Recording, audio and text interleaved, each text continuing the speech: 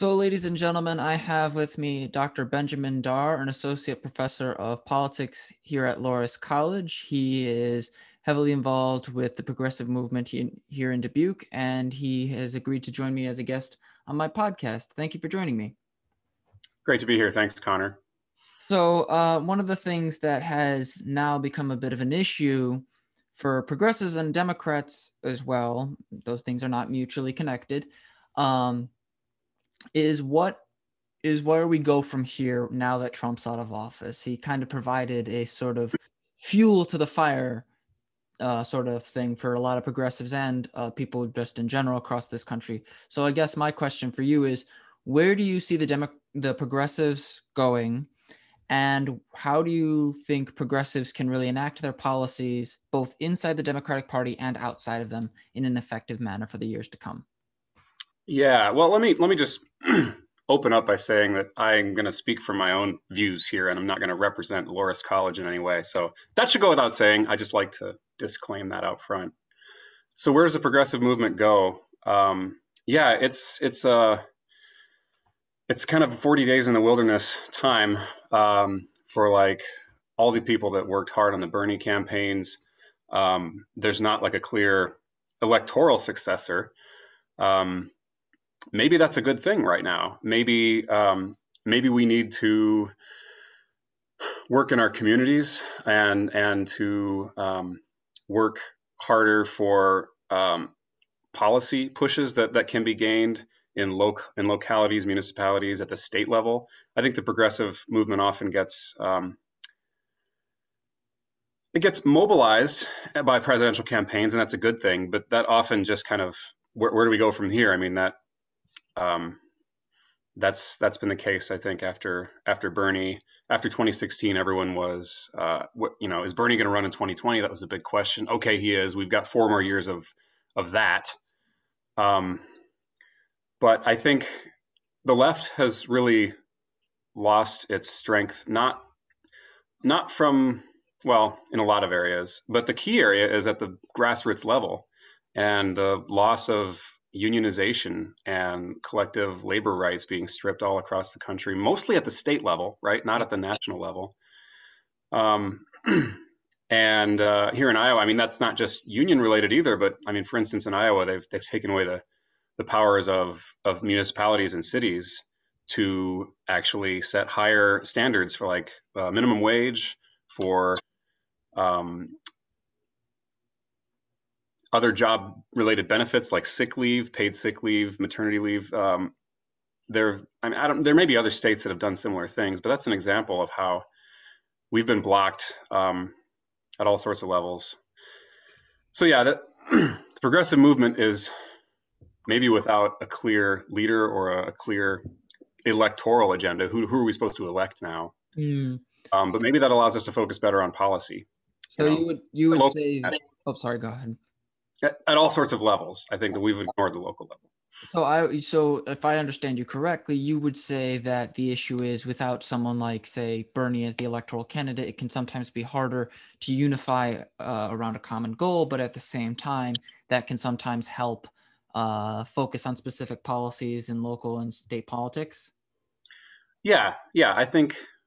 I mean, now is always a good time to try to organize your community, to try to organize workers into unions. I think those are a key linchpin of a real leftist movement, and those unify people across racial lines, across other kind of dividing lines. The left has a real tendency to divide, as we know, and everybody's got that solution to that, I suppose, while they also call out other people. So, yeah, but I think the existing models that have worked in the past to get real reforms, you look at the New Deal and how all that was passed, and sure, that had its flaws, but that was a huge victory for the working class and for everyday, for the people of the United States and for the left.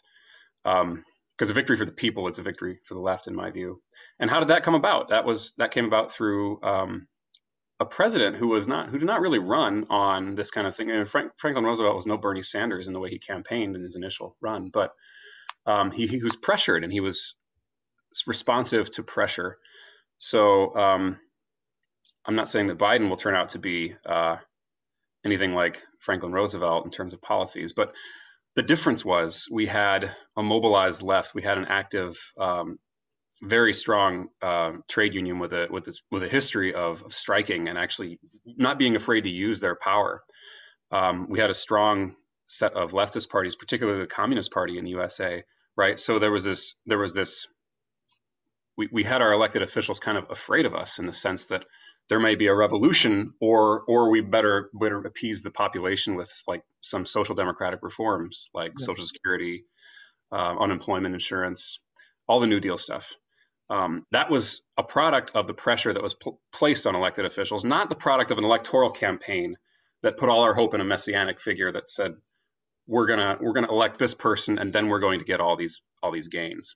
So Roosevelt didn't run on that stuff. We pressured him to do it. So yeah, and that's another thing that I wanted to talk about. Like, it seems to me a lot of left-wing politics, and I don't just mean leftist, I mean left of center, slightly even someone who like leans a little bit to the Democratic Party, seems to focus on presidential elections, and then when the presidential election is over, they just peter out and don't focus on like keeping people in power. Like, for me, I would say one of the things that is important is not just obviously mobilizing on the local and state level, and I said that on one of the interviews I was on, but also making sure that those state and local boards and organizations that you already do control don't get attacked by national policies. So keeping control of the Senate would be an example.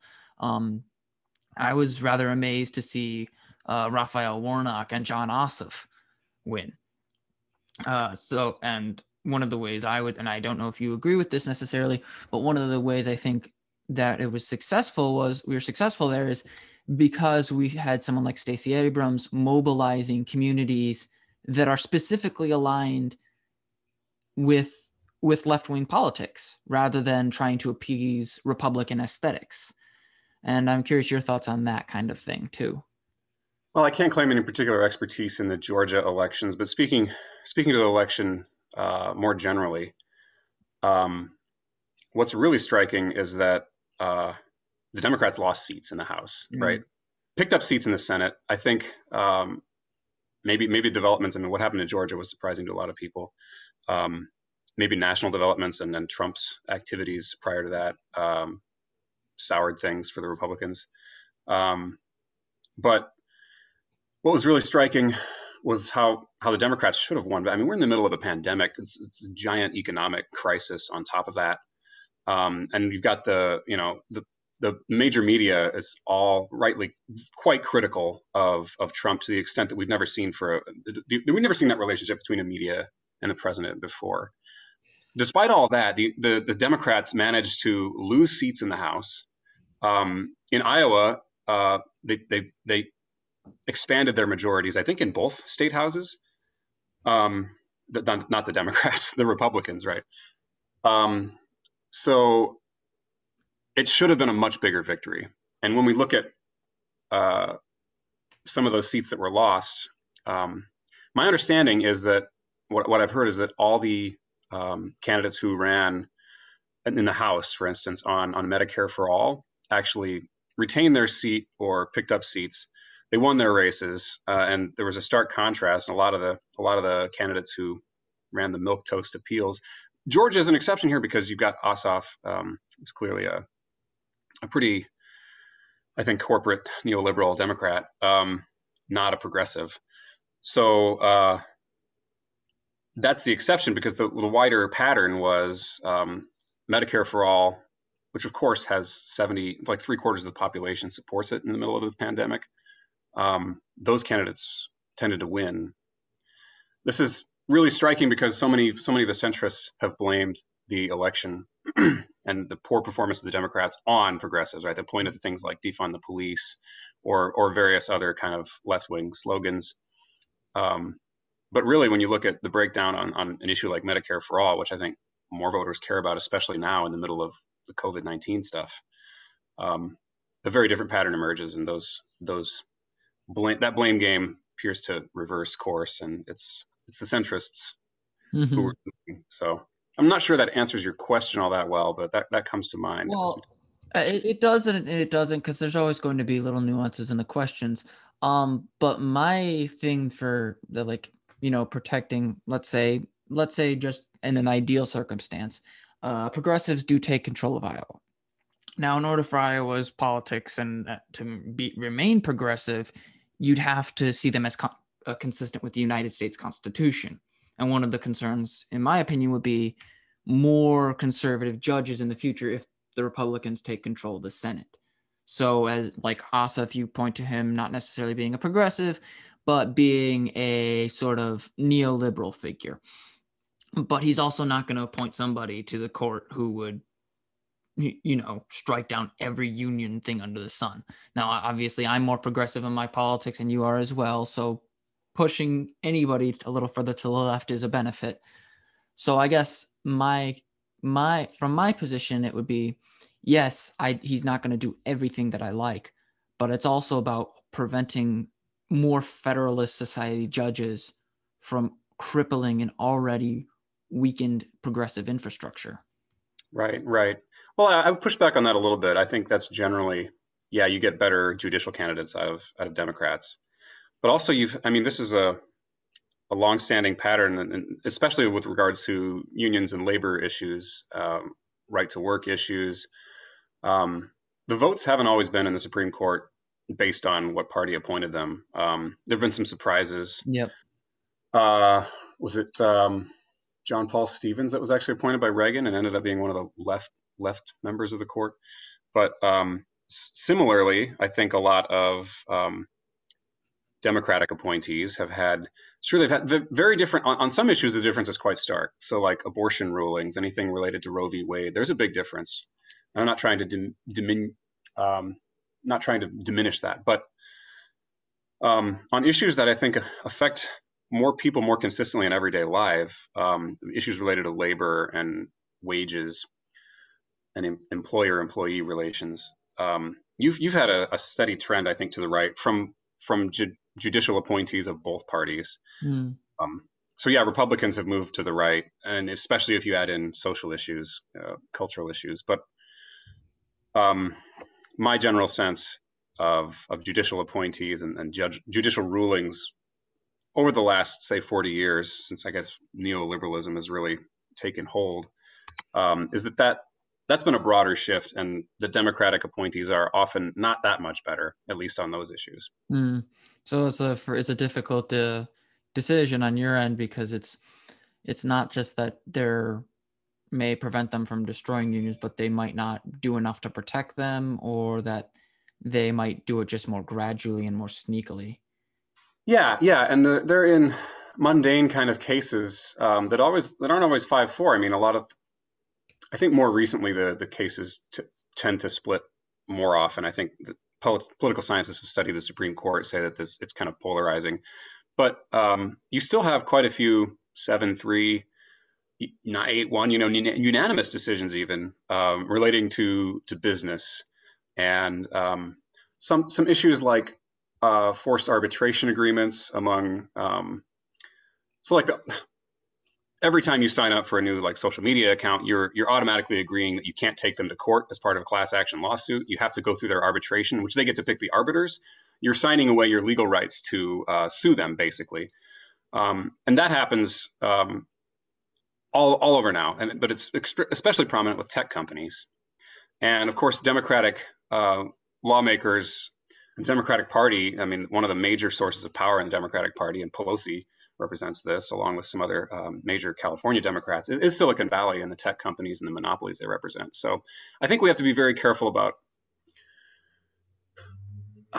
this. Brings to mind other issues related to censorship and the public square and how that's completely privatized now at the hands of monopolies like Google and Facebook. Yep. But I think we have to be careful about overlooking issues.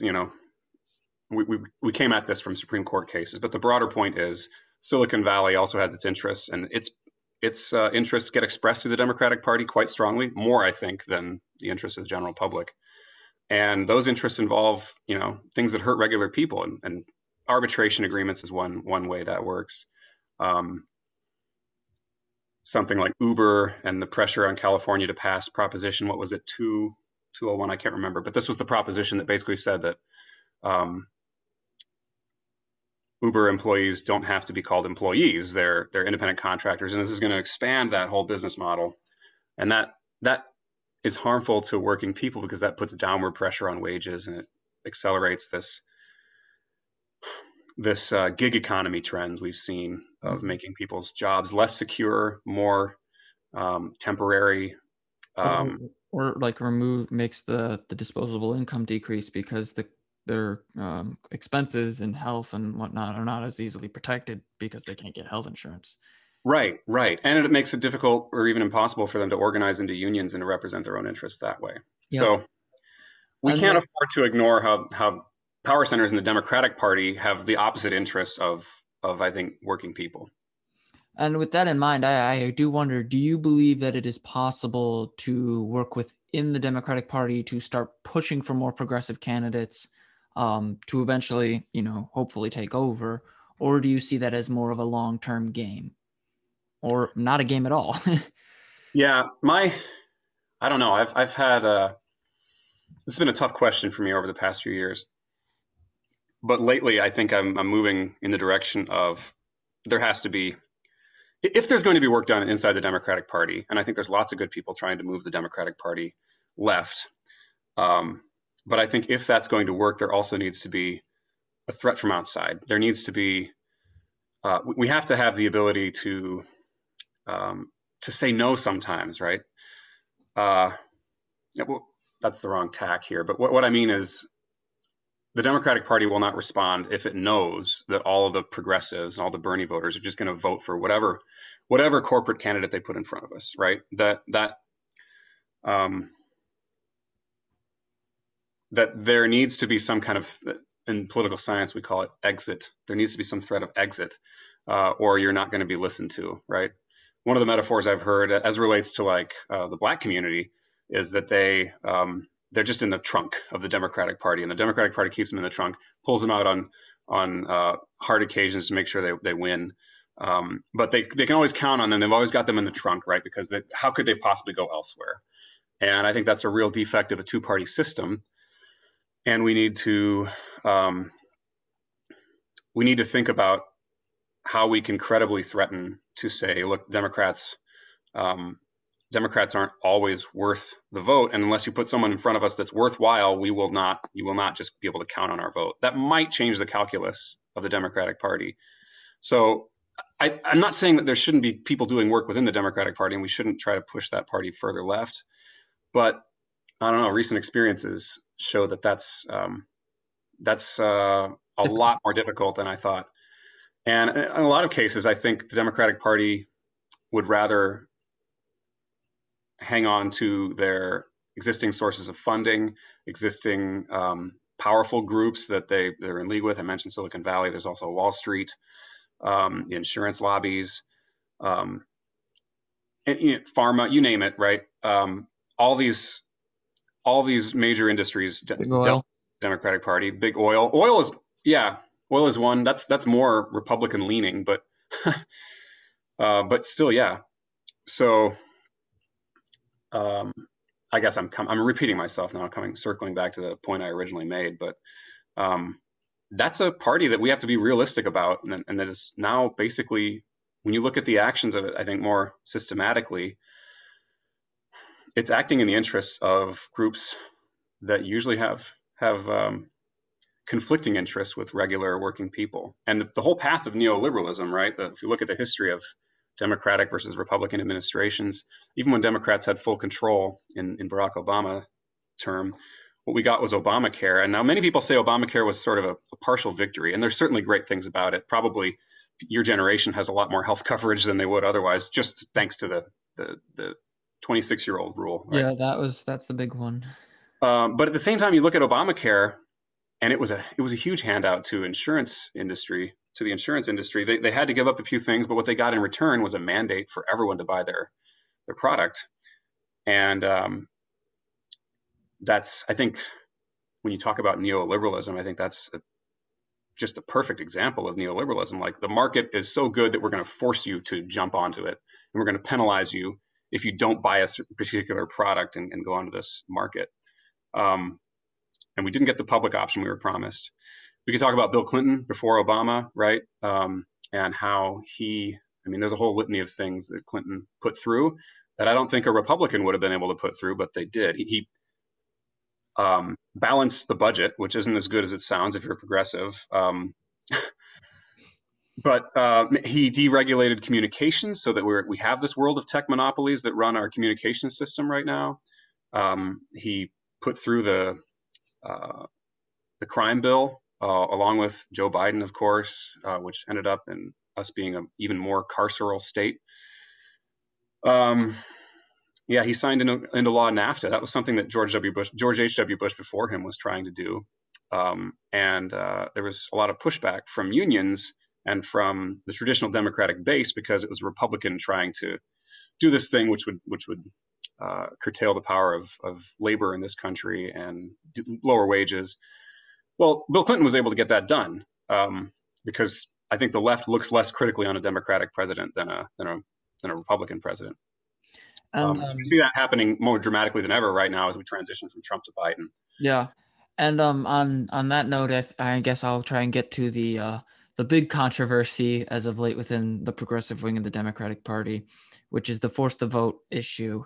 I understand you wrote an article about it, but I'm curious about your view on some of the critics of the force the vote approach. Like, for example, some people have said, like, if it doesn't pass, if let's say we have this vote, and this vote, some of these Congress people who genuinely don't want Medicare for all, they know it's not going to pass, so they vote with it to protect themselves from a primary. What would be the strategy to prevent such a thing, or to observe it, to be able to tell this is a person we need to primary as well? Yeah, that's a very distinct possibility. I think that still sounds a lot better than not having a vote. I want to make that clear. Having a vote is good. I mean, lots of the progressive victories we've had were voted on and failed so many times, right? You only needed to win once, and once, in our system, you needed to go through the Senate and the House and get signed by the president. But I don't think. I mean, what's the harm in a failed vote? For one, but the concern you're expressing is more nuanced. That okay, the argument's put forward that we need this even if it fails, so we know who to go after. But I think even somebody willing to vote for it, even if they don't think it's going to pass, that says something. And that's still, their donors, that is willing to go against, I think, if they're getting money from the insurance industry or pharma, that still shows something important, that, votes are still votes. And if enough Democrats were willing to do that, then it does get close to being able to pass. And I don't know, it might have even passed. I think unforce the vote. I mean, I have a lot of thoughts on this. There's a lot of pieces to this. There always is. So I think force the vote was just the right idea. And I think, again, going back to that idea, we need to be able to threaten to say no. And progressives in the House had more power than they'd ever had because the Democratic majority shrunk, and they needed, the vote was going to come down to something like less than 10 votes to get the majority that was needed. So are they willing to use that power? Are they willing to actually push for the kinds of things they want? Or I think what got in the way, because none of the progressives did this, what got in the way in large part was careerism and wanting to have the right kind of committee seats, right? It seems like AOC in particular, she got this when she was running originally as this insurgent candidate to unseat Crowley. She got that she even talked about, like, we need people who are willing to serve one term if it means they're going to fight for the people, right? If you're going to get your funding cut from the DCCC, if you're going to get on the bad side of Nancy Pelosi, so be it. That's what we need, because Pelosi is not our friend, right? She's Silicon Valley's friend, Wall Street's friend. Well, she's in there 2 years, and now she's very much more concerned with, I need to keep this committee seat. I need to, even going so far as to call Pelosi Mama Bear.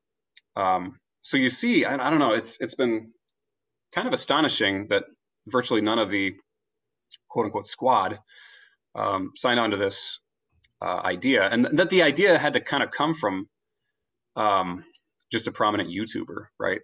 And it wasn't one that was cooked up in a meeting in some kind of House Progressive meeting or the squad if they get together and meet.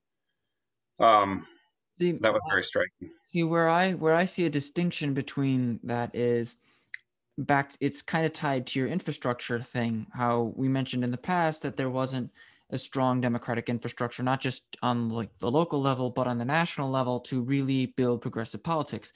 And having a progressive on a committee, say examining whatever policies come forward, can actually fight back against that neoliberalism that you were talking about. So from my perspective at least, yes, not having someone like sign on to the force the vote thing is possibly a little off.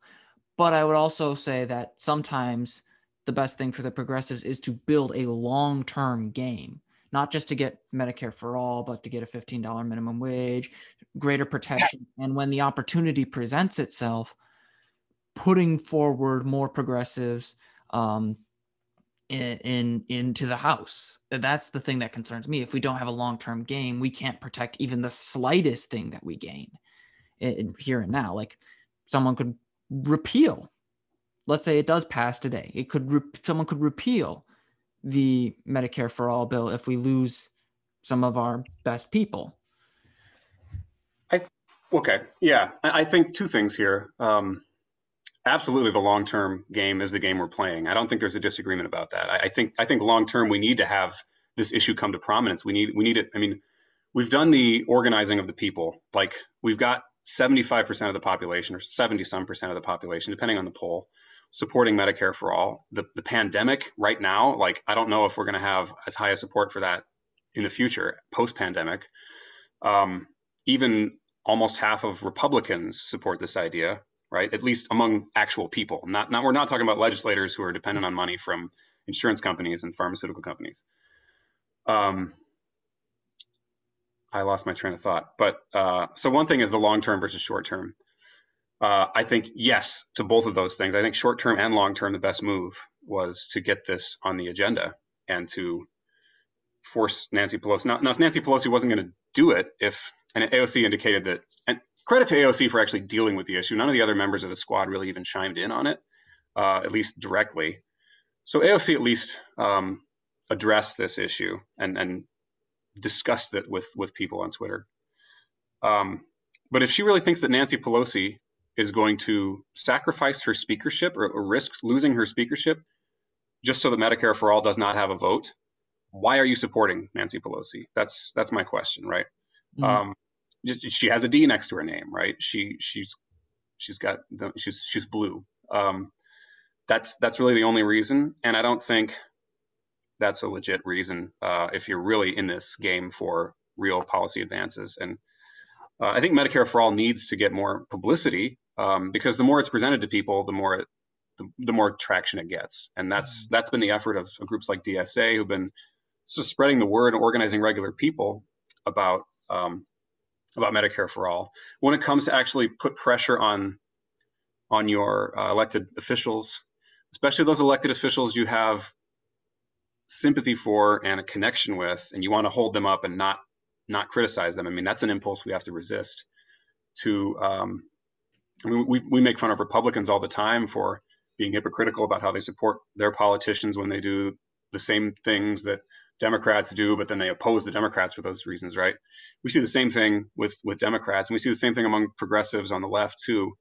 When AOC doesn't want to put the pressure she says she wants to put on House leadership, she doesn't want to be combative.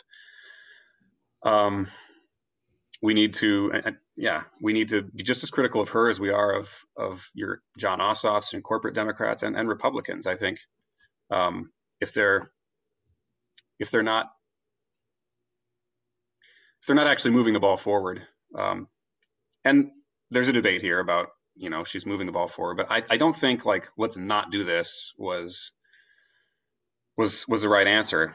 And I think her tactical acumen is also influenced by all these committee chairmanships I can get. That she had her committee seat taken away from her. Interestingly, she didn't have it taken away from her. She was gunning for a seat on the Ways and Means Committee, with basically the most powerful committee in the House, and she got that taken. She didn't get it, and who got that seat instead was a blue dog Democrat who had I think threatened to vote against Pelosi the last time, or did not vote for Pelosi the last time, as Speaker said. So there you go. I mean, that's power, right? When you can threaten to not support, when you're not just a guaranteed count on us, we're going to support you no matter what. If you actually can threaten to withdraw your vote, then you can actually get the influence. So I think even the committee seat stuff, like there's a strong case to be made that she could have maybe got that committee seat if she was willing to exercise the leverage instead of just say we're supportive no matter what. See, and I'll just throw my last two thoughts in here before I end the interview. But one of the things that I think, at least if this forced the vote thing were to be more well organized, which would have been like presenting an alternative candidate earlier on, like months in advance, having a plan for that. I think that would have I think made AOC and others more partial to the idea that it would have been more effective, because if you throw all your weight behind just withholding your vote and not some alternative that like may actually win, you kind of give this idea that you're alienating a portion of the party that may be with you on other issues that are also in progressives' interests, such as the minimum wage, but they won't be on your side if you know, in their eyes, waste their time. So that's a consideration. Just my final thoughts on it. But I'd like to thank you for joining me today. I really appreciate this very much. This is Dr. Darr. He's Associate Professor of Politics here at Loras College. Thank you all for joining me, and have a nice day. Thanks, Connor. No problem.